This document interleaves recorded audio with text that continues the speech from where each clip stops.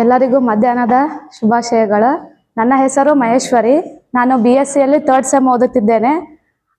ಈ ನಮ್ಮ ಕಾಲೇಜಲ್ಲಿ ನಮ್ಮ ಕಂಪ್ಯೂಟರ್ ಸೈನ್ಸ್ ವಿಭಾಗದಲ್ಲಿ ನಮ್ಮ ಸರ್ ಒಂದು ಆಕ್ಟಿವಿಟಿ ಮಾಡಬೇಕು ಅಂದ್ರೆ ಬುಕ್ಕಿನ ಮುಖಾಂತರ ಈಗಿಂದ ಏನು ಹೇಳಿದ್ಲಲ್ಲ ಅಮೃತ, AL ಬಳಸಿಕೊಂಡು ನಾವು ಎಷ್ಟೆಲ್ಲ ಒಂದು ಮೊಬೈಲು ಸೋಷಿಯಲ್ ಮೀಡಿಯಾದಲ್ಲಿ ಜಾಸ್ತಿ ನಾವು ತೊಡಗಿಬಿಟ್ಟಿವಿ.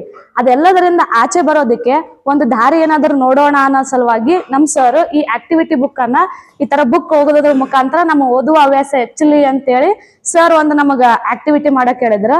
ಅದರಲ್ಲಿ ಒಂದು ಬುಕ್ ಸೆಲೆಕ್ಷನ್ ಮಾಡಿದ್ದೆ ನಾನು, ಅದು ವ್ಯಾಸ ಅಂತೇಳಿ. ಆಲ್ರೆಡಿ ನಿಮ್ಗೆಲ್ಲರಿಗೂ ಗೊತ್ತಿರುತ್ತೆ ವ್ಯಾಸ ಅಂದ್ರೆ ಯಾರು ಅಂತ. ಯಾರಾದ್ರೂ ಹೇಳ್ಬೋದಾ ವ್ಯಾಸ ಏನ್ ಮಾಡಿದ್ರು ಅಥವಾ ವ್ಯಾಸರ ಬಗ್ಗೆ ಏನಾದ್ರು ಒಂದು ಲೈನ್ ಏನಾದ್ರು ಗೊತ್ತಿದ್ರೆ? ಏನಣ್ಣ? ಮಹಾಭಾರತ ಬರ್ದಿದ್ದು ವ್ಯಾಸ ಅಂತ ಗೊತ್ತು, ಬಟ್ ಬರ್ದಿದ್ದ ಅಂತಲ್ಲ, ವ್ಯಾಸರಿಗೆ ಈ ಮಹಾಭಾರತದ ಬಗ್ಗೆ ಎಲ್ಲಾ ಒಂದು ಇಡೀ ಇದನ್ನು ಬಿಡದೆ ವ್ಯಾಸರಿಗೆ ಮಾತ್ರ ಮಹಾಭಾರತದ್ದೆಲ್ಲಾನು ಗೊತ್ತಿತ್ತು. ಅದನ್ನು ಬರೆದಿದ್ದು ಗಣೇಶ. ಅವ್ರ ಬಗ್ಗೆ ನಾನೀಗ ಕಿರುಪರಿಚಯ ಹೇಳ್ಕೊಡ್ತೀನಿ.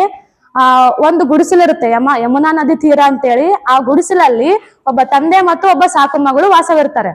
ಆ ತಂದೆ ಹೆಸರು ಏನಪ್ಪಾ ಅಂದ್ರೆ ಒಂದು ಬೆಸ್ತಾನ್ ಅಂತೇಳಿ.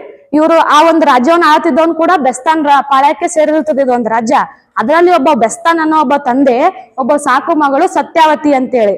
ಅವರು ಏನ್ ಮಾಡ್ತಿರ್ತಾರಂದ್ರೆ ದಡದಿಂದ ದೋಣಿಯನ್ನ ಒಂದು ದಡದಿಂದ ಮತ್ತೊಂದು ದಡಕ್ಕೆ ಕರ್ಕೊಂಡು ಹೋಗ್ತಿರ್ತಾರ. ಒಂದು ದಿನ ಒಬ್ರು ಏನ್ ಮಾಡ್ತಾರೆ, ಅವ್ರ ತಂದೆ ಊಟಕ್ಕೆ ಕುಂತಾಗ ಒಬ್ಬ ಋಷಿ ಮುನಿ ಬಂದು ಕರಿಯೋದನ್ನ ಆ ತಂದೆ ಕೇಳಿಸುತ್ತ. ಅವನೇನ್ ಹೇಳ್ತಾನೆ ತನ್ನ ಸಾಕು ಮಗಳಿಗೆ, ಸತ್ಯವತಿ ಯಾರೋ ಬಂದಿದ್ದಾರವ, ಸ್ವಲ್ಪ ನೋಡ್ ಹೋಗು ಹೊರಗ ಅಂತ ಹೇಳ್ತಾರ. ಅಕ್ಕಿ ಹೋಗಿ ನೋಡಿ ಏನ್ ಮಾಡ್ತಾಳ ಅಂತಂದ್ರೆ, ಅಪ್ಪ ಇವ್ರು ನಾನಂತೂ ಇಲ್ಲಿವರೆಗೂ ಕಂಡಂತವರಲ್ಲ, ಇವ್ರು ಯಾರಂತೂ ನನಗ್ ತಿಳಿತಾ ಇಲ್ಲ ಅಂತ ಆಕಿ ಅಂತಾಳ. ಅವ್ರ ಅಪ್ಪ ಏನ್ ಕೇಳ್ತಾನಂದ್ರೆ, ನೋಡಕ್ ಹೇಗಿದ್ದಾರಮ್ಮ ಅಂತ ಕೇಳ್ತಾರಂತ. ಕೂದಲು ಎತ್ತಿ ಗಂಟು ಹಾಕಿರ್ತಾರಂತ, ಕುತ್ತಿಗೆಯಲ್ಲಿ ಮಣಿರಸ ಅಂತ ಮಣಿಕಂಠದ ಸರ ಅಂತ, ಕೈಯಲ್ಲಿ ದಂಡ ಮತ್ತು ಕಮಂಡಲ ಅಂತ ಬರ್ತಾವ, ಅವುಗಳನ್ನ ಹಾಕಿಕೊಂಡು ಕಾಲಿನಲ್ಲಿ ಒಂದು ಕಟ್ಟಿಗೆಯ ಒಂದು ಮೆಟ್ಟು ಧರಿಸಿಕೊಂಡು ಇರ್ತಾಳಂತ. ಅವ್ರು ನೋಡಿ ವಿಚಿತ್ರ ಆಗಿರ್ತಾಳಕ್ಕೆ ಯಾರು ಅಂತ. ಆಗ ಅವ್ರ ತಂದೆ ಏನ್ ಹೇಳ್ತಾನಂದ್ರೆ, ಯಾರೋ ಋಷಿ ಮುನಿ ಇರ್ಬೋದು, ತಡ ಮಾಡಿದಾರೆ, ಶಾಪ ಕೊಟ್ಟಾರು, ಮತ್ತು ನೀವ್ ಒಂದ್ ದಡದಿಂದ ಹೋಗಿ ಅವ್ರನ್ನ ಊಟ ಮಾಡಕತ್ತೀನಿ, ಒಂದು ದಡದಿಂದ ಅವ್ರಿಗೆ ಇನ್ನೊಂದ್ ದಡಕ್ಕ ಕಳಿಸಿ ಬಾ ಅಂತ ಹೇಳ್ತಾರಂತ. ಆ ಒಂದು ದಡ ದಾಟುವಾಗ ಆ ಋಷಿ ಮುನಿಗೆ ಏನ್ ಅನ್ಸುತ್ತಂದ್ರೆ, ಸತ್ಯವತಿ ನೋಡಿ ಇವಳು ನನ್ನ ಬದುಕಿಗೆ ನಿಜವಾದ ಸಂಗಾತಿ ಅಂತ ಅನಿಸ್ತದಂತ. ಅವ್ರು ಸ್ವಲ್ಪ ಮೀನಿಂದ ಕೆಲಸ ಮಾಡ್ತಿರೋದ್ರಿಂದ ಅವ್ರ ಮೈಯಲ್ಲಿ ಮೀನಿನ ವಾಸನೆ ಬರ್ತಿರುತ್ತಂತ. ಅವ್ರ ಶಾಪದಿಂದ ಆ ಮೀನಿನ ವಾಸವನ್ನ ತಗ್ಗಿಸಿ ಆಮೇಲೆ ಆಕಿ ನಿಜವಾದ ನನ್ ಸಂಗತಿ ಅಂತ ಅನ್ಕೊಂಡಾಗ ಆಕಿಗೂ ಅನ್ಸುತ್ತಂತದು, ಇವ್ ಋಷಿ ಮುನಿ ನನ್ನ ಸಂಗತಿ ಆದ್ರೆ ಚೆನ್ನಾಗಿರುತ್ತೆ ಅಂತ. ಆಗ ಅವರಿಬ್ಬರ ಒಂದು ಮಗನೇ ಈ ವ್ಯಾಸ ಋಷಿ. ಆ ಋಷಿ ಯಾರಪ್ಪ ಅಂದ್ರೆ ಪರಾಶಿರ ಅಂತೇಳಿ. ಆ ಋಷಿ ಪರಾಶಿರ, ಈ ಸಾಕು ಮಗಳು ಸತ್ಯವತಿ, ಇವ್ರಿಬ್ಬರ ಮಗನೇ ಈ ವ್ಯಾಸ ಋಷಿ. ಮತ್ತೇನ್ ಹೇಳ್ಬೋದಂದ್ರೆ, ವ್ಯಾಸ ಋಷಿ ಬಗ್ಗೆ ತುಂಬಾ ಹೇಳೋದಿದೆ. ಮಹಾಭಾರತ ನಡೆದಿದೆ ಅನ್ನೋದಕ್ಕೆ ಕಾರಣನೇ ಅದು ವ್ಯಾಸ ಋಷಿ ಅಂತ ಹೇಳ್ಬೋದು. ಅದ್ ಹೆಂಗಪ್ಪ ಅಂದ್ರೆ, ಋಷಿಯವರು ತಪಸ್ಸು ಮಾಡ್ಬೇಕಂತ ಅವ್ರು ಆಲ್ಮೋಸ್ಟ್ ಬದರಿ ಆಶ್ರಮ ಈ ತರ ಆಶ್ರಮದಲ್ಲೇ ಇರ್ತಿದ್ರು. ಆಗ ಒಂದು ದಿನ ಏನಪ್ಪಾ ಅಂತಂದ್ರೆ, ಅಮ್ಮ ನಾನು ಕರೆದಾಗ ಬರುತ್ತೇನೆ, ನೀನು ಕರಿ ಅಂತ ಅವ್ರ ತಾಯಿಗೆ ಹೇಳ್ತಾನ ನನ್ ಸತ್ಯವತಿಗೆ. ಆಗ ಆಯ್ತು ಮಗನೇ, ನನ್ನನ್ನು ಯಾವಾಗ ನೆನಪಿಸಿಕೊಳ್ಳುತ್ತಿದಿ, ನಾನು ಅಂದು ಬಂದು ನಿನ್ನನ್ನು ಭೇಟಿ ಆಗುತ್ತೇನೆ ಅಂತ ಮಗ ಏನ್ ಹೇಳ್ತಾನೆ, ವ್ಯಾಸ ಋಷಿ ಅದನ್ನು ಹೇಳಿ ಹೊರಟೋಗ್ತಾನಂತ. ಅವಾಗ ತಾಯಿ ಏನ್ ತಾಯಿ ನಾನ್ ನಿನಗ ಬೇಕಂದಂಗ ನೆನೆಸಿಕೊಳ್ಳುತ್ತೇನೆ ಅಂತ ಅಂತಾಳಂತ. ಕೊನೆಗೆ ಏನಾಗುತ್ತಪ್ಪ ಅಂದ್ರೆ, ಒಂದಿನ ಸ್ವಲ್ಪ ವರ್ಷಗಳ ಕಳೆದ ನಂತರ ಅವರು ಯಾರು ಪರಾಶರ ಋಷಿ ಮರಣ ಹೊಂತಾರ. ಅದಾದ್ಮೇಲೆ ಶಂತ ಎಂಬ ಒಬ್ಬ ರಾಜ ಅದನ್ನ ಮತ್ತೆ ಆಳ್ತಾನಂತ. ಆ ಶಂತ ಅನ್ನೋ ರಾಜ ಮತ್ತೆ ಸತ್ಯವತಿನ ನೋಡ್ತಾನ. ಆ ಸತ್ಯವತಿನ ನೋಡಿ ಮತ್ತೆ ಅವ್ರಿಬ್ರು ಮಿಲನ ಆಗುತ್ತೆ. ಮೊದಲು ಪರಾಶರ ಋಷಿ, ಅದಾದ್ಮೇಲೆ ಯಾರು ಬಂದ್ರು, ಶಂತ ಅನ್ನೋ ರಾಜ ಏನ್ ಮಾಡ್ತಾನೆ, ಸತ್ಯವತಿನ ಮದ್ವೆ ಆಗ್ತಾನೆ. ಆಗ ಅವ್ರಿಬ್ರಿಗೆ ಇಬ್ರು ಗಂಡು ಮಕ್ಕಳು ಜನಿಸ್ತಾರೆ. ಅವರೇ ಚಿತ್ರಾಂಗದ ಮತ್ತು ವಿಚಿತ್ರ ವೀರ್ಯ ಅಂತೇಳಿ. ಚಿತ್ರಾಂಗದ ಏನ್ ಮಾಡ್ಬಿಡ್ತಾನೆ, ಬಹಳ ಚಿಕ್ಕ ವಯಸ್ಸಿನಲ್ಲೇ ಸತ್ತೋಗ್ಬಿಡ್ತಾನೆ ಚಿತ್ರಾಂಗದ. ಬಟ್ ಇದನ್ ವಿಚಿತ್ರ ವೀರ್ಯ ಇರ್ತಾನಲ್ಲ, ಅವನ್ ಮದ್ವೆ ಆದ್ಮೇಲೆ ಸಾಯ್ತಾನ. ಅವನಿಗೆ ಇಬ್ರು ಹೆಂಡ್ತಿರ್ತಾರ, ಅಂಬಿಕೆ ಮತ್ತು ಅಂಬಾಲಿಕೆ ಅಂತೇಳಿ. ಆ ಅಂಬಿಕೆ ಮತ್ತು ಅಂಬಾಲಿಕೆಗೆ ಮಕ್ಕಳೇ ಆಗೋದಿಲ್ಲ. ಅವಾಗ ಈಕಿ ಸತ್ಯವತಿಯನ್ನು ಯೋಚನೆ ಮಾಡ್ತಾಳಂದ್ರೆ, ನಮ್ಮ ವಂಶ ಇಲ್ಲಿಗೆ ಮುಗಿತಲ್ಲ, ನಮ್ಮ ಮಕ್ಕಳಾಗ್ಲಿಲ್ಲ, ನಾವೇನ್ ಮಾಡ್ಬೇಕು ಮುಂದೆ ಅಂತ ಅನ್ಕೊಂಡಾಗ ಅವಾಗ ಅವನ್ ಮಗನ ಕರಿಬೇಕು ಅಂತ ಅನ್ಸಿತ್ತಂತ ಆಕಿಗೆ. ಅವ ಹೇಳಿದ್ದ ನಮಗ್ ವ್ಯಾಸ ಋಷಿ ಏನಂತ ಹೇಳಿದ್ದ, ನನ್ನ ನೆನಪು ಬಂದಾಗ ನಿನಗೆ ಏನೇ ಸಮಸ್ಯೆ ಇದ್ದರೂ ನನ್ನನ್ನು ಕರಿ, ನಾನು ಎಲ್ಲಿದ್ದರೂ ಬರುತ್ತೇನೆ ಅಂತ. ಅದೇ ರೀತಿ ವ್ಯಾಸ ಋಷಿ ಅವ್ರ ತಾಯಿ ಕರ್ದಾಗ ಬರ್ತಾನಂತ. ಬಂದ್ ಏನ್ ಹೇಳ್ತಾನಂತ, ಅಮ್ಮ ಚೆನ್ನಾಗಿದ್ದೀಯಾ, ನನ್ನನ್ನು ನೆನೆಯಲು ಕಾರಣವೇನು ಅಂತ ಕೇಳ್ತಾನಂತ. ಅವಾಗ ಸತ್ಯವತಿ ತಾಯಿ ಏನ್ ಹೇಳ್ತಾಳಂದ್ರೆ, ನನ್ನ ಸೊಸೆಯರಾದ ಅಂಬಿಕೆ ಮತ್ತು ಅಂಬಾಲಿಕೆಗೆ ಮಕ್ಕಳಾಗಲಿಲ್ಲ, ನಮ್ಮ ವಂಶ ಇಲ್ಲಿಗೆ ಕೊನೆಗೊಳ್ಳುತ್ತೆ, ಇದಕ್ಕೆ ನನಗೆ ಚಿಂತೆ ಆಗಿದೆ, ಏನ್ ಮಾಡ್ಲಿ ಅಂತ ಕೇಳ್ತಾಳಂತಕಿ. ಅವಾಗ ಏನ್ ಮಾಡ್ತಾಳಂದ್ರೆ, ವ್ಯಾಸ ಋಷಿಯ ಒಂದು ತಪಸ್ಸಿನ ಬಲದಿಂದ ಅಂಬಿಕೆ ಮತ್ತು ಅಂಬಾಲಿಕೆಗೆ ಮಕ್ಕಳು ಆಗೋ ರೀತಿ ಈ ವ್ಯಾಸ ಋಷಿಯವರು ಒಂದು ವರ ತರ ಅವ್ರಿಗೆ ಕೊಡ್ತಾರೆ. ಅದರಿಂದ ಯಾರ್ ಮಕ್ಕಳು ಜನಿಸ್ತಾರೆ ಅಂದ್ರೆ, ಒಂದು ಧೃತರಾಷ್ಟ್ರ, ಇನ್ನೊಬ್ಬ ಪಾಂಡು ಅಂತೇಳಿ. ಈ ಧೃತರಾಷ್ಟ್ರ ಯಾರು, ಪಾಂಡು, ಇವ್ರ ಜನನನಾಗುತ್ತೆ. ಈಗ ಮೇನ್ ಕಾರಣ ಇಲ್ಲಿಂದ ಸ್ಟಾರ್ಟ್ ಆಗುತ್ತೆ ಮಹಾಭಾರತ. ಧೃತರಾಷ್ಟ್ರ ಈಗ ಹೆಂಗ್ ಹುಟ್ಟಿದ್ರು ಇವರಿಬ್ರು, ಧೃತರಾಷ್ಟ್ರ ಮತ್ತು ಪಾಂಡು, ಒಂದು ಸತ್ಯವತಿಯ ಸೊಸೆಯರಾದಂತಹ ಇಬ್ಬರು ಅಂಬಿಕೆ ಮತ್ತು ಅಂಬಾಲಿಕೆಗೆ ಮಕ್ಕಳಿಲ್ಲದ ಕಾರಣ ವ್ಯಾಸ ಋಷಿಯ ಒಂದು ತಪಸ್ಸಿನ ಅವರ ಒಂದು ವರದಿಂದನೇ ಇವರಿಬ್ರು ಹುಟ್ಟುತ್ತಾರ. ಈಗ ಏನಪ್ಪಾ ಅಂದ್ರೆ, ಧೃತರಾಷ್ಟ್ರನ ಮಕ್ಕಳೇ ಕೌರವರು, ಪಾಂಡುವಿನ ಮಕ್ಕಳೇ ಪಾಂಡವರು. ಇಲ್ಲಿವರೆಗೂ ನಮಗ್ ಬಂತು. ಈಗ ನೆಕ್ಸ್ಟ್ ಏನ್ ಹೇಳ್ಬೇಕಪ್ಪ, ಪಾಂಡವರು ಮತ್ತೆ ಕೌರವರ ಬಗ್ಗೆ. ಪಾಂಡವರು ಕೌರವರದಿಂದ ಹೇಳ್ಬೇಕಂದ್ರೆ ಬಾಳ ಅದು ಈಗ ನಾವು ಊಹೆನೆ ಮಾಡ್ಕೊಳಕ್ ಆಗಲ್ಲ. ಯಾಕಂದ್ರೆ ಪಾಂಡವರು ಕೌರವರು ಇರ್ಲಿಲ್ಲ ಅಂದ್ರೆ ಆ ಒಂದು ಅಂತಹ ಒಂದು ದೊಡ್ಡ ಮಹಾಭಾರತ ಆಗಿದೆ ಅನ್ನೋದಕ್ಕೆ ನಮಗ ಸುಳಿವೇ ಇರ್ತಿರ್ಲಿಲ್ಲ. ಅದಕ್ಕೆ ಮುಖ್ಯ ಕಾರಣ ಯಾರಾದ್ರೂ ಈಗ ವ್ಯಾಸ ಋಷಿ ಅವರ ಒಂದು ವರದಾನದಿಂದನೇ ಇದೆಲ್ಲ ಆಯ್ತು. ಈಗೇನಪ್ಪಾ ಅಂದ್ರೆ, ಮುಂದೆ ಇದು ನ್ಯಾಯವಲ್ಲ ಅಂತ ಬರುತ್ತೆ. ಈಗ ಧೃತರಾಷ್ಟ್ರ ಒಳ್ಳೆಯವನು, ಆದರೆ ಅವನ ಮಕ್ಕಳು ಕೌರವರು ಒಳ್ಳೆಯವರಾಗಿರಲಿಲ್ಲ. ಯಾವಾಗಲೂ ಪಾಂಡವರ ಮೇಲೆ ಬರೇ ಹಗೆತನ, ಒಂದು ಕೆಟ್ಟತನ, ಅವ್ರ ರಾಜ್ಯವನ್ನೆಲ್ಲ ನಾವು ಕಿತ್ಕೋಬೇಕು ಅನ್ನೋದ್ರ ಮೇಲೆನೆ ಅವ್ರ ಕಡೆ ಗಮನ ಇತ್ತು. ಕೊನೆಗೆ ಏನ್ ಮಾಡ್ತಾರ ಅಂತಂದ್ರೆ, ನಾವ್ ಹೆಂಗಾದ್ರೂ ಮಾಡಿ ಪಾಂಡವರನ್ನ ಸೋಲಿಸ್ಬೇಕು ಅಂತೇಳಿ ಅವನ ಮಾವ ಶಕುನಿ ಇರ್ತಾನೆ.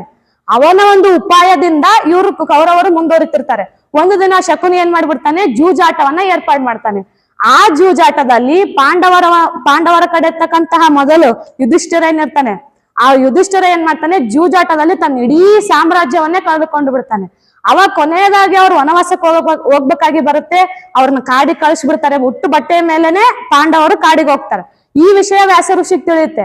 ಯಾಕಂದ್ರೆ ಅವ್ರು ವರದಾನದಿಂದ ಹುಟ್ಟಿದವರು, ಅವ್ರಿಬ್ರು ಚೆನ್ನಾಗಿರ್ಬೇಕು ಅನ್ನೋದು ವ್ಯಾಸ ಋಷಿದು. ಕೊನೆಗೆ ಏನ್ ಮಾಡ್ತಾರೆ, ಬಂದು ಧೃತರಾಷ್ಟ್ರನ ಬಳಿ ಅವ್ರು ಮಾತಾಡ್ತಾರೆ. ಏನಪ್ಪಾ ಧೃತರಾಷ್ಟ್ರ, ಇಂಥ ಹಿರಿಯನಿದ್ದು ಕೂಡ ಪಾಂಡವರನ್ನು ನೀನು ಕಾಡು ಪಾಲು ಮಾಡಬಹುದೇ, ನಿನ್ನ ಮಕ್ಕಳಿಗೆ ನಿನಗೆ ಬುದ್ಧಿ ಹೇಳಕ್ ಆಗಲಿಲ್ಲವೇ ಅಂತೇಳಿ ಪ್ರಶ್ನೆ ಮಾಡ್ತಾನ.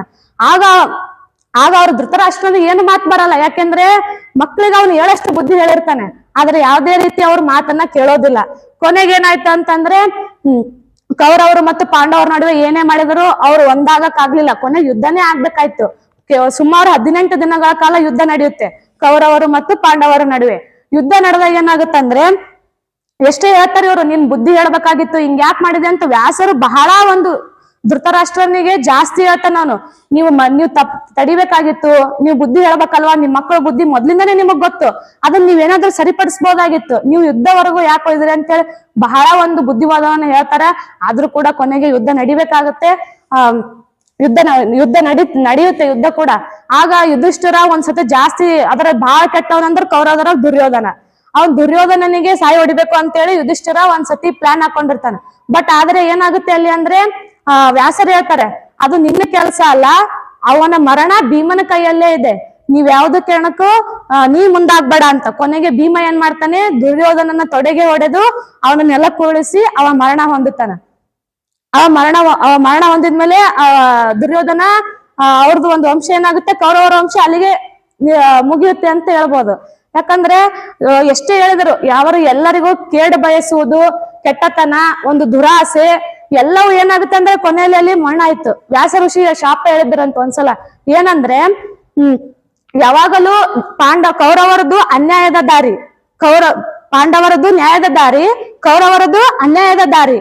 ಸೊ ಮಾಡಿದ ತಪ್ಪಿಗೆ ಪ್ರತಿಫಲ ಉಂಟೇ ಉಂಟಾರೆ. ಅದಕ್ಕ ಅಕಸ್ಮಾತ್ ನೀವು ಇದನ್ನ ಮುಂದುವರಿಯಕ್ ಬಿಟ್ರೆ ಕೌರವರ ವಂಶ ನಿರ್ವಂಶ ಆಗುತ್ತೆ ಅಂತ ವ್ಯಾಸ ಋಷಿ ಮೊದಲೇ ಧೃತರಾಷ್ಟ್ರನಿಗೆ ಹೇಳಿದ್ರಂತ. ಆ ಚಿಂತೆಯಲ್ಲೇ ಧೃತರಾಷ್ಟ್ರ ಇದ್ದ. ಅದ್ರ ಯುದ್ಧ ಆಯ್ತು. ಕೊನೆಗೆ ಅವರು ಯುದ್ಧನೇ ಮಾಡಿ ಕೌರವರು ಸೋತರು, ಪಾಂಡವರು ಗೆದ್ರು.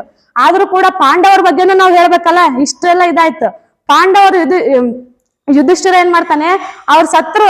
ಯಾಕಂದ್ರೆ ಅಣ್ಣ ತಮ್ಮಂದಿರ ಅಂದ್ಮೇಲೆ ಜಗಳ ಇದ್ದೇ ಇರುತ್ತೆ. ಬಟ್ ಆದ್ರೂ ಅವ್ರ ಮನ್ಸಲ್ಲಿ ನನ್ನ ನಾವು ಒಡ ಹುಟ್ಟಿದವರಾಗಿ ಹುಟ್ಟಿದ್ರು ಕೂಡ ಕೊನೆಗೆ ಅವ್ರ ಮರಣನೇ ನಾವು ಕೊಲ್ಲಬೇಕಾಯ್ತಲ್ಲ ಅಂತ. ಅವ್ರೇನ್ ತಪ್ಪು ಮಾಡಿಲ್ಲ, ಆದ್ರೂ ಕೂಡ ಅವ್ನ ಮನ್ಸಿಗೆ ಅನ್ಸ್ತಿದೆ.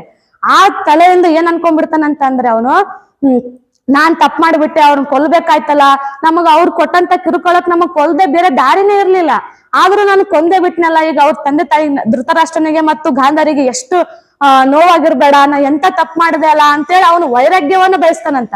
ಕಾಡಿಗೆ ಹೋಗ್ಬೇಕು ನಾನು ಅಂತೇಳಿ. ಆಗ ಮತ್ತೆ ವ್ಯಾಸ ಋಷಿ ಬರ್ತಾರೆ. ಬಂದಿಗೆಶಿಂದ ಏನ್ ಹೇಳ್ತಾರ ಅಂತಂದ್ರೆ, ನೀನು ಮಾಡಿದ್ದು ತಪ್ಪಲ್ಲ, ಯಾಕಂದ್ರೆ ಅವರು ಅನ್ಯಾಯದ ದಾರಿ ಹಿಡಿದವರು. ಯಾವುದೇ ರೀತಿ ಒಬ್ಬ ತಪ್ಪು ಮಾಡಿದನಂದ್ರೆ ಮನುಷ್ಯ ಅವನ್ ಕರ್ಮ ಫಲವನ್ನು ಅನುಭವಿಸ್ತಾನೆ, ಒಂದಲ್ಲ ಒಂದು ದಿನ ಅನುಭವಿಸ್ತಾನೆ. ನೀನು ಯಾವ್ದು ತಪ್ಪು ಮಾಡಿಲ್ಲ, ನೀವು ವೀರರಾಗಿ ಹೋರಾಡಿದ್ದೀರಿ, ನೀವು ವೀರರಾಗಿ ಗೆದ್ದಿದ್ದೀರಿ, ನೀವ್ ಯಾಕೆ ಈಗ ನೀ ಕಾಡಿಗೆ ಹೋಗ್ಬೇಕಂತ ಬಯಸ್ತಿದಿ, ಇದು ನಿನ್ನ ತಪ್ಪಾಗುತ್ತೆ, ಇದು ನಿನ್ನ ಧರ್ಮಕ್ಕೆ ನೀನು ಮಾಡುವ ಅನ್ಯಾಯ ಆಗುತ್ತೆ ಅಂತ ಹೇಳ್ತಾನಂತ. ಅಷ್ಟಾದ್ರೂ ನಾವು ಯುಧಿಷ್ಠರನಿಗೆ ಅದ್ರ ಜೊತೆಗೆ ಅಭಿಮನ್ಯುವನ್ನು ಕಳ್ಕೊಂಡಿರ್ತಾರೆ. ಅವರು ಅರ್ಜುನ ಮಗ ಅಭಿಮನ್ಯು ಇರ್ತಾನೆ, ಅವನನ್ನು ಮಿಡಲ್ ಆಗಿ ಕಳ್ಕೊಂಡಿರ್ತಾರೆ. ಅದನ್ನು ಅವ್ನ ಮನ್ಸಿಗೆ ಬಾಳ್ ಪಟ್ಟು ಬಿದ್ದಿರುತ್ತೆ. ಆಮೇಲೆ ವ್ಯಾಸ ಋಷಿ ಕೆಲವೊಂದು ಉದಾಹರಣೆಗಳನ್ನು ಕೊಟ್ಟ ಮುಖಾಂತರ ಒಂದು ತಪ್ಪಲ್ಲ ಅಂತ ತೋರಿಸ್ತಾನೆ. ಯಾವುದು ಅಂತಂದ್ರೆ ಶಂಖ ಲಿಖಿತ ಕಥೆ ಅಂತ ಬರುತ್ತೆ ಒಂದು. ಅಂದ್ರೆ ಶಂಖ ಮತ್ತು ಲಿಖಿತ ಅನ್ನೋರು ಇಬ್ರು ಅಣ್ಣ ತಮ್ಮಂದಿರಿರ್ತಾರೆ. ಶಂಖ ಲಿಖಿತ, ಶಂಖ ದೊಡ್ಡವನು, ಲಿಖಿತ ಸಣ್ಣವನು. ಶಂಖ ಲಿಖಿತ ಏನ್ ಮಾಡ್ತಾನೆ, ಒಂದಿನ ಅವರು ಕೂಡ ಧರ್ಮ ಸಂಸ್ಕೃತಿಯನ್ನ ಪಾಲಿಸ್ತಿರ್ತಾರೆ. ಒಂದು ದಿನ ಕೇವಲ ಒಂದು ಗಿಡದಿಂದ ಹಣ್ಣನ್ನು ಕಿತ್ತುಕೊಂಡು ತಿಂದು ಅದನ್ನ ಅವ್ರ ಅಣ್ಣನ ಮುಂದೆ ಹೇಳ್ತಾನ ಅವನು ಶಂಖ ಹೋಗಿ, ನಾನ್ ಇವತ್ತು ಒಂದು ಗಿಡದಿಂದ ಹಸುವಾಗಿತ್ತು, ನಾ ಆ ಗಿಡದಿಂದ ತಗೊಂಡ್ ತಿಂದಿನಿ ಅಂತ. ಅದು ತಪ್ಪೇ, ಯಾಕಂದ್ರೆ ಕಳ್ಳತನ. ಅದು ಒಬ್ರು ಗಿಡದಿಂದ ತಗೊಂಡ್ ಬಂದು ಹಸುವಾಗಿದ್ದು ನಿಜ, ಆದ್ರೆ ಕಳ್ಳತನ ಮಾಡಿ ತಿಂದಿಯಲ್ಲ, ಅದು ನಿಂದು ತಪ್ಪು. ಆ ತಪ್ಪಿಗೆ ನಮ್ಮ ರಾಜ್ಯದ ಒಡೆಯ ನಿನಗೆ ಶಿಕ್ಷೆ ಕೊಡ್ತಾನೆ, ನೀ ಅವನ ಹತ್ರ ಹೋಗು ಅಂತನಂತ. ಅವನ್ ತಮ್ಮನು ಕೂಡ ಅಷ್ಟೇ, ಶ್ರೀಧ ರಾಜನ್ ಬಳಿ ಹೋಗಿ, ನಾನು ಈ ತಪ್ಪು ಮಾಡೀನಿ, ನನಗೆ ಏನ್ ಶಿಕ್ಷೆ ಕೊಡ್ತೀರಿ ಅಂತ. ಅವನೇನ್ ಹೇಳ್ತಾನಂತ, ಎರಡೂ ಕೈಗಳನ್ನ ಕತ್ತರಿಸು ಅಂತ ಹೇಳ್ತಾನಂತ. ಎರಡೂ ಕೈನ ಕತ್ತರಿಸ್ತಾರ, ಲಿಖಿತನ್ ಕೈನ. ಅವ ಬಂದು ಅಣ್ಣನ್ ಮುಂದೆ ಹೇಳ್ತಾನೆ, ಮಂಡುಗ ಇಟ್ಕೊಂಡ್ ಬಂದು, ಅಣ್ಣ ನೀ ಹೇಳಿದ ಹಾಗೆ ನನ್ನ ತಪ್ಪಿಗೆ ನಾನು ಶಿಕ್ಷೆ ಅನುಭವಿಸಿದ್ದೇನೆ ಅಂತ ಹೇಳ್ತಾನಂತ. ಅವಾಗ ಅವ್ರ ಅಣ್ಣ ಏನ್ ಹೇಳ್ತಾನಂತ, ಹೋಗು ಆಯ್ತಪ್ಪ ಇರ್ಲಿ, ಅಲ್ಲಿ ಹೋಗ್ ಬಂದಿದ್ದಲ್ಲ, ಒಂದು ನದಿದಾಗ ಹೋಗಿ ನೀನ್ ಸ್ನಾನ ಮಾಡ್ಕೊಂಡ್ ಬಾ ಅಂತ ಹೇಳ್ತಾನಂತ. ಅವನು ಮುಳುಗಿ ಎದ್ದಳಷ್ಟೊಳಗಡೆ ಅವನ್ ಎರಡೂ ಕೈ ಬಂದಿರ್ತಾವಂತ. ಯಾಕಂದ್ರೆ ಅವನು ಬೇಕಂತಾನೆ ಕಳ್ಳತನ ಮಾಡಿಲ್ಲ, ಹೊಟ್ಟೆ ಹಸಿವಿಗಾಗಿ ಕಳ್ಳತನ ಮಾಡಿದ, ತಪ್ಪಿಗೆ ಶಿಕ್ಷೆ ಆಯ್ತು. ಆದ್ರೆ ಅದು ಯಾವ ಧರ್ಮದಿಂದ ಮಾಡಿದ ಅಂತ ಹೇಳಿದ ಅವ್ನ ಕೈ ವಾಪಸ್ ಬಂದು. ಸೊ ಆದ್ರಿಂದ ನೀನು ಮಾಡಿದ್ದು ತಪ್ಪಲ್ಲ, ಅವನು ಅಷ್ಟೇ, ಅಣ್ಣ ತಮ್ಮ ತಪ್ಪು ಮಾಡ್ಯಾನಂತೇಳಿ ಶಿಕ್ಷೆ ಕೊಟ್ಟನ. ನೀವು ಅಷ್ಟೇ, ಯಾವ್ದೇ ರೀತಿ ಕೌರವರಿಗೆ ನೀವು ಮೋಸ ಮಾಡಿಲ್ಲ. ಅವ್ರು ತಪ್ಪು ಮಾಡಿದ್ರು, ನಿಮ್ಮ ಮೇಲೆ ಇರ್ಲಾರ್ದು ಕಿರುಕುಳ ಕೊಟ್ಟಿದ್ರು. ನೀವು ಎಷ್ಟೇ ಹೇಳಿದ್ರಿ, ನಾನು ಕೇವಲ 5 ಹಳ್ಳಿಗಳನ್ನು ಕೊಟ್ರೆ ನಾನು ಆಳ್ತೀನಿ, ಉಳಿಕಿದ್ ನನಗೆ ರಾಜ್ಯನೇ ಬೇಡ ಅಂತ ನೀವು ಎಷ್ಟೇ ಪಾಂಡವರು ಹೇಳಿದ್ರು, ಕೌರವರು ಅದನ್ನ ಕೇಳದೆ ಅವ್ರನ್ನ ಸಂಹಾರ ಮಾಡ್ಬೇಕಂತ ಯೋಚನೆ ಮಾಡಿದ್ರು. ಆ ಕಾರಣಕ್ಕಾಗಿ ಅವ್ರ ವಂಶ ನಿರ್ವಂಶ ಮಾಡ್ಕೊಂಡ್ರೆ ಹೊರತು ನಿಮ್ಮದಿಂದ ಅಲ್ಲ. ನೀವು ಯಾವುದೇ ಕಾರಣಕ್ಕೂ ಅದನ್ನ ತಲೆಯಲ್ಲಿ ಇಟ್ಕೋಬೇಡಿ. ಯಾವತ್ತು ಧರ್ಮಕ್ಕೆ ಗೆಲುವು, ಸೋಲಿಗೆ ಧರ್ಮಕ್ಕೆ ಗೆಲುವು, ಅಧರ್ಮಕ್ಕೆ ಸೋಲು, ಕಟ್ಟಿಟ್ಟ ಬುತ್ತಿ, ಇದನ್ನು ತಲೆಯಲ್ಲಿಟ್ಟುಕೊಂಡು ನೀನು ಮುಂದಿನ ಸಾಮ್ರಾಜ್ಯವನ್ನ ನೋಡಿಕೊಂಡು ಹೋಗುವಂತ ಯುಧಿಷ್ಠರನಿಗೆ ವ್ಯಾಸ ಋಷಿ ಬಹಳ ಒಂದು ಎಲ್ಲಾ ಉದಾಹರಣೆಗಳನ್ನ ಕೊಟ್ಟು ಹೇಳ್ತಾನೆ. ಆಮೇಲೆ ಅಷ್ಟೇ ಅಲ್ಲದೆ ಕಾಡಿಗೆ ಹೋದಾಗ ಅಂತ ಹೇಳಿದೆ, ಪಾಂಡವರು ಕಾಡಿಗೆ ಹೋದಾಗ ದ್ರೌಪದಿಗೂ ಕೂಡ ಅವಮಾನ ಆಗಿರುತ್ತೆ ಅಲ್ಲಿ. ಅವಾಗನೂ ಕೂಡ ವ್ಯಾಸ ಋಷಿ ಅಲ್ಲಿಗೂ ಹೋಗ್ತಾರೆ. ಏನಂತ ಹೇಳ್ತಾರ ಅಂತಂದ್ರೆ, ತಾಯಿ ನೀನು ದುಃಖ ಪಡಬೇಡ, ಈ ಕಷ್ಟ ಬಹಳ ದಿನ ಇರೋದಿಲ್ಲ. ನಾನು ಹೇಳಿದಾಗೆ ಒಂದಲ್ಲ ಒಂದಿನ ಧರ್ಮಕ್ಕೆ ಗೆಲುವು, ಅಧರ್ಮಕ್ಕೆ ಸೋಲು ಖಂಡಿತ ಆಗುತ್ತೆ. ನೀವು ಹುಟ್ಟಿರೋದೇ ಕೌರವ ಅಂತವರನ್ನ ಕೊಲ್ಲುವುದಕ್ಕಾಗಿ. ಸೊ ನೀವು ಯಾವುದೇ ರೀತಿ ಯೋಚನೆ ಮಾಡಬೇಡ ತಾಯಿ ಅಂತ ಅವ್ರು ಇಡೀ ಅವರ ಒಂದು ಪಾಂಡವರಿಗೆ ಧೈರ್ಯವನ್ನ ಕೊಡ್ತಾರೆ ವ್ಯಾಸ ಋಷಿ ಅಲ್ಲಿ ಕೂಡ. ಆಮೇಲೆ ಅವ್ರ ಧೈರ್ಯದಿಂದ ಅವರು ಕೂಡ ವ್ಯಾಸ ಋಷಿನ ನಂಬಿ ತಮ್ಮ ಒಂದು ಏನೇನಿತ್ತು ತಮ್ಮ ನ್ಯಾಯದ ದಾರಿಯಲ್ಲೇ ಹೋಗ್ತಾರ ಅವರು. ಅವಾಗ ಏನಪ್ಪಾ ಅಂದ್ರೆ, ಒಂದು ಗುಂಪು ಅಥವಾ ಒಂದು ವಂಶದಿಂದ ಒಂದು ಸಾಮ್ರಾಜ್ಯವನ್ನೇ ಹಾಳು ಮಾಡ್ತದಂದ್ರ ಅವ್ರನ್ನ ಕೊಲ್ಲುವುದೇ ಕರೆಕ್ಟ್. ಒಂದು ಗುಂಪು, ಒಂದು ವಂಶ, ಒಂದು ದೇಶವನ್ನೇ ಹಾಳು ಮಾಡುತ್ತದಂದ್ರ ಅದನ್ನ ಕೊಲ್ಲುವುದೇ ಕರೆಕ್ಟ್ ಅಂತ ವ್ಯಾಸ ಋಷಿ ಒಂದು ಉದಾಹರಣೆಗಳ ಮೂಲಕ ಕೌರವರು ಮತ್ತು ಪಾಂಡವರ ನಡುವೆ ಹೇಗಿತ್ತು, ಯುದ್ಧ ಹೇಗಾಯ್ತು, ಅವ್ರು ಯಾವ್ಯಾವ ಸಂದರ್ಭದಲ್ಲಿ ಹೋಗಿ ಅವರಿಗೆ ಒಂದು ಸಂತಾನ ಹೇಳೋದಾಗಿರ್ಬೋದು, ತಪ್ಪು ಮಾಡಿದವರಿಗೆ ನೀನ್ ತಪ್ಪು ಮಾಡ್ತಿದೀಯಾ, ಸರಿ ಮಾಡುತ್ತಿದ್ದವರಿಗೆ ನ್ಯಾಯದ ದಾರಿ ತೋರಿಸಿ ಯಾವ ರೀತಿ ಯುದ್ಧ ಸ್ಟಾರ್ಟ್ ಆಯ್ತು. ಈ ಮಹಾಭಾರತ ಯುದ್ಧಕ್ಕೆ ಕಾರಣನೇ ವ್ಯಾಸ ಋಷಿ ಯಾವ ರೀತಿ ಅನ್ನೋದನ್ನ ಇಷ್ಟು ಹೇಳಿದೆ. ಇದಿಷ್ಟು ಏನಾಯ್ತು, ಮಹಾಭಾರತದ್ದಾಯ್ತು ಯುದ್ಧದ. ಇದನ್ನ ನೆಕ್ಸ್ಟ್ ನಾವೀಗ ಓದಕತ್ತೀವಲ್ಲ, ನಮ್ಗೆ ಹೆಂಗ್ ಬಂತು ಇದು ಕತೆ? ಇದು ಅವ್ರೆಲ್ಲರದ್ದು ಆಯ್ತು. ನಾವು ಅನ್ಕೊಂಡಿವಿ ಇಷ್ಟೆಲ್ಲ ಆಗಿತ್ತಂತ ಹಂಗಿತ್ತಂತ ನಾವು ಬುಕ್ ನೋಡಿ ಓದಿವಿ. ಅದೆಲ್ಲ ಹೇಗ್ ನಮಗ್ ತಲುಪಿತ್ತು? ಅದೇ ಹೇಗಪ್ಪ ಅಂದ್ರೆ, ಇದೆಲ್ಲ ಆದ ನಂತರ ಒಂದಿನ ಈ ಕತೆ ಮುಗಿದ್ಮೇಲೆ ಈ ಒಂದು ವ್ಯಾಸರು ಬಹಳ ನಾವ್ ಅನ್ಕೋತೀವಿ ವ್ಯಾಸ ಅಂದ್ರೆ ಇಷ್ಟೇ ಅಂತ. ವ್ಯಾಸ ಅಂದ್ರೆ ಅಷ್ಟೇ ಅಲ್ಲ, ಬಹಳ ಜ್ಞಾನ ಉಳ್ಳವರು. ಅವ್ರ ಹಿರಿಯರು ಕೂಡ ಆಗಿರ್ತಾರೆ. ಆ ಮಹಾಭಾರತ ಯುದ್ಧವನ್ನ ಆದಂತದನ್ನ ಕಣ್ಣಾರೆ ಕಂಡವರು ಯಾರಾದ್ರೂ ಇದಾರೆ ಅಂದ್ರೆ ಅವ್ರು ವ್ಯಾಸರು ಅಂತ ಹೇಳ್ಬೋದು. ಅವರು ಸತ್ಯದ ದಾರಿ, ಧರ್ಮ, ನೀತಿ ಇವೆಲ್ಲವನ್ನ ತೋರಿಸಿಕೊಟ್ಟವರು. ಒಳ್ಳೆಯವರಿಗೆ ಅವ್ರನ್ನಂದ್ರೆ ಭಕ್ತಿ ಗೌರವ, ಕೆಟ್ಟವರಿಗೆ ಅಂದ್ರೆ ದಿಗಿಲು. ಉದಾಹರಣೆ ನಿಮ್ಗೆ ಇದೆ, ಕೌರವರಿಗೆ ದಿಗಿಲು, ಪಾಂಡವರಿಗೆ ಒಂದು ಭಕ್ತಿ ಗೌರವ ಈ ರೀತಿ. ಆಮೇಲೆ ಅವ್ರ ಕಣ್ ಮುಂದೆನೆ ಎಷ್ಟೋ ವಂಶಗಳು ಬೆಳೆದವು ಅಳಿದವು ಅವೆಲ್ಲವನ್ನ ಅವ್ರು ನೋಡಿದ್ದಾರೆ. ಎಷ್ಟೆಷ್ಟೋ ದೊಡ್ಡ ವ್ಯಕ್ತಿಗಳೊಡನೆ ಅವರು ಚರ್ಚೆ ಮಾಡಿದ್ದಾರೆ. ಇದೆಲ್ಲ ಮಹಾಭಾರತ ಯುದ್ಧದಾಗ ಅಂತ ವ್ಯಕ್ತಿಗಳ ಜೊತೆ ಇದ್ದವ್ರು ಅವರು. ಸೊ ಕೊನೆಗೆ ಏನ್ ಮಾಡ್ತಾರ ಅಂದ್ರೆ ಒಂದಿನ ಬ್ರಹ್ಮ ಬರ್ತಾನಂತೆ. ಇದೆಲ್ಲ ಮುಗಿದ ನಂತರ ಸ್ವಲ್ಪ ವರ್ಷಗಳ ನಂತರ ಬ್ರಹ್ಮ ಬಂದು ವ್ಯಾಸರಿಗೆ ಕೇಳ್ತಾರಂತೆ, ನಿನ್ನಿಂದ ನನಗೊಂದ್ ಸಹಾಯ ಆಗಬೇಕಾಗಿತ್ತು ವ್ಯಾಸ ಋಷಿ, ಮಾಡುತ್ತೀಯಾ ಅಂತ. ಅವಾಗ ಅವ್ರು ಬ್ರಹ್ಮ ಹೇಳಿದ ಮಾತಿಗೆ ಆಯ್ತಪ್ಪ ಆಗ್ಲಿ, ಏನಂತ ಹೇಳು ಅಂತ ಹೇಳ್ತಾರಂತ ಅವ್ರು. ಅವಾಗ ಏನ್ ಹೇಳ್ತಾರಂತೆ ಬ್ರಹ್ಮ, ನೀನು ಮಹಾಭಾರತ ಯುದ್ಧವನ್ನ ಈ ಭಾರತದ ಕಥೆಯನ್ನ ನೀನು ಕಣ್ಣಾರೆ ಕಂಡಿದ್ದೀಯಾ, ಅವ್ರ ಜೊತೆ ಇದ್ದೀಯಾ, ಆ ಕಥೆಯನ್ನ ನಾನು ಬರಿಬೇಕಾಗಿತ್ತು, ಅದನ್ನ ನೀ ನನಗೆ ಹೇಳಬೇಕು ಅಂತ ಹೇಳ್ತಾನಂತ. ಆಗ ಅವ್ರೇನ ಬರಿಬೇಕಂತ ಒಟ್ಟ ಬರೆಸ್ಬೇಕು ಅನ್ನೋದು ಬ್ರಹ್ಮಂದು. ಅವಾಗ ಅವ್ರೇನ್ ಕೇಳ್ತಾರಂತ, ಆಯ್ತಪ್ಪ ಆಗ್ಲಿ, ನಾನ್ ಹೇಳುವಾಗೆ ಅದನ್ನ ಅರ್ಥ ಮಾಡಿಕೊಂಡು ಬರೆಯೋರು ಬೇಕಲ್ಲ, ಅಂತವರನ್ನ ಕರೆದುಕೊಂಡು ಬಾ, ನಾ ಈ ಕಥೆಯನ್ನ ಹೇಳ್ತೀನಿ ಅಂತ ವ್ಯಾಸ ಋಷಿ ಬ್ರಹ್ಮನಿಗೆ ಹೇಳ್ತಾನಂತ. ಬ್ರಹ್ಮ ಏನ್ ಹೇಳ್ತಾನಂತ, ಅತ್ಯಂತ ಚುರುಕನಾದಂತ ಒಬ್ಬ ಹುಡುಗ ಇದಾನೆ, ಅವನನ್ನೇ ಕರ್ಕೊಂಡ್ ಬರ್ತೀನಿ ಅಂತ ಹೇಳ್ತಾನೆ. ಕಾಮನ್ ಆಗಿ ಯಾರಾದ್ರೂ ಗೊತ್ತಿರ್ಬೋದ ಯಾವ ಹುಡುಗ ಆಗಿರ್ಬೋದು ಅನ್ನಂತ? ಗಣೇಶ. ಗಣೇಶ ಏನ್ ಮಾಡ್ತಾನಂತ, ಗಣೇಶನನ್ನ ಚತುರ ಬಹಳ ಬುದ್ಧಿವಂತ ಆಗಿರ್ತಾನ ಗಣೇಶ. ಕರ್ಕೊಂಡ್ ಬರ್ತಾರಂತ. ಆ ಗಣೇಶ ಏನ್ ಹೇಳ್ತಾನಂತ, ವ್ಯಾಸ ಋಷಿಗಳು ತಪಸ್ಸಿಗೆ ಕುಂತಾಗ ಬರ್ತಾನಂತ. ಬಂದ ದೇಶದಿಂದ ಅವ್ರಿಗೆ ನಮಸ್ಕಾರ ಮಾಡಿ ಹೇಳ್ತಾನಂತ, ನಾನು ಕಥೆಯನ್ನ ಬರೆಯುತ್ತೇನೆ, ಆದ್ರೆ ನೀವೆಲ್ಲೂ ನಿಲ್ಲಿಸಬಾರ್ದು ಅಂತ ಹೇಳ್ತಾನಂತ ವ್ಯಾಸ ಋಷಿಗೆ. ನೆನ್ಪಿಟ್ಕೊಳ್ಳಿ, ಮಹಾಭಾರತ ಯುದ್ಧ ಅಷ್ಟೆಲ್ಲ ನಡೆದಿದೆ, ಅದನ್ನ ಯೋಚನೆ ಮಾಡೋದಕ್ಕೂ ಟೈಮ್ ಬೇಕು, ಯಾವ ರೀತಿ ಹೇಳಿದ್ರೆ ಇದು ಸ್ಪಷ್ಟವಾಗಿರುತ್ತೆ ಅಂತ. ಆದ್ರೆ ಗಣೇಶ ಏನ್ ಹೇಳ್ತಿದ್ದಾನೆ, ಯಾವ್ದೇ ಕಾರಣಕ್ಕೂ ನಿಂತು ಹೇಳೋವಾಗಿಲ್ಲ ಅಂತ. ವ್ಯಾಸ ಋಷಿ ಅವ್ರಕಿನ ಮಹಾನ್ ಜ್ಞಾನಿಗಳು ಗಣೇಶನ್ಕಿನ, ಇವೆಲ್ಲ ಯೋಚನೆ ಮಾಡಿರ್ತಾರೆ. ಆಯ್ತಪ್ಪ ಆಗ್ಲಿ, ನನಗೂ ಇಂಥ ಹುಡುಗನೇ ಬೇಕಾಗಿತ್ತು ಬರೆಯೋಕೆ, ನೀನ್ ಸ್ಟಾರ್ಟ್ ಮಾಡೋಣ.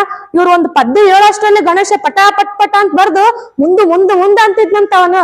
ಇವ್ರಿಗೆ ವ್ಯಾಸ ಋಷಿಗೆ ಮತ್ ಸ್ವಲ್ಪ ಹೆಂಗ್ ಹೇಳ್ಬೇಕು ಸ್ಪಷ್ಟವಾಗಿ, ನಾವ್ ಸ್ವಲ್ಪ ಯೋಚನೆ ಮಾಡೋಕ್ಕೂ ಟೈಮ್ ಕೊಡ್ತಿರ್ಲಿಲ್ಲ ಅಂತ. ಹಿಂಗಾದ್ರೆ ಹೆಂಗಂತೇಳಿ ವ್ಯಾಸ ಋಷಿ ತಲೆ ಓಡಿಸಿದ್ರಂತ. ಬಾಳ ಕಷ್ಟ ಪದ್ಯ ಯಾವ್ದಿರ್ತದ ನೋಡು, ಅವ್ರು ಯೋಚನೆ ಮಾಡ್ಬೇಕು ಅನ್ಕೊಂಡಾಗ ಆ ಪದ್ಯ ಕೊಟ್ಬಿಡ್ತಿದ್ರಂತ ಗಣೇಶಗ್. ಅವಾಗ ಅವ್ನಿಗೆ ಟೈಮ್ ಹಿಡಿತಿತ್ತು ಆ ಪದ್ಯನ ಅರ್ಥ ಮಾಡ್ಕೋಬೇಕಂದ್ರೆ. ಅಷ್ಟರೊಳಗಡೆ ಇವ್ರು ಮುಂದಿನ ನಾನೇನ್ ಹೇಳ್ಬೇಕು ಅನ್ನೋದು ಯೋಚನೆ ಮಾಡ್ತಿದ್ರಂತ. ಹಿಂಗೆ ಅದೇ ರೀತಿ ಗಣೇಶನ ಚತುರತೆ, ವ್ಯಾಸ ಋಷಿಗಳ ಚತುರತೆಯಿಂದ ಆ ಒಂದು ಕತೆ ಬರೆಯಲಾಯ್ತು. ಈ ರೀತಿ ಬರೆದ್ರು ಅಂತೇಳಿ ಇಡೀ ನಾವೆಲ್ಲವನ್ನು ಮಹಾಭಾರತವನ್ನು ಇಷ್ಟು ತಿಳ್ಕೊಂಡು ಹೇಳಕತ್ತೀವಿ ಅಂದ್ರೆ ಅದಕ್ಕೆ ಕಾರಣ ಋಷಿಗಳಾಗಿರ್ತಾರೆ. ಅವೆಲ್ಲ ಯಾವ ರೀತಿ ಆಯ್ತು, ಮತ್ತೆ ಗಣೇಶ ಬರ್ದಿದ್ದರಿಂದ ಇಷ್ಟೆಲ್ಲ ಈ ಬುಕ್ಕಲ್ಲಿ ಮತ್ತೆ ಈ ಕಥೆಯಲ್ಲಿ ಇದ್ದಿದ್ದು. ಇಷ್ಟ ಹೇಳಿ ನಾನು ಒಂದೆರಡು ಮಾತನ್ನ ಮುಗಿಸುತ್ತೇನೆ.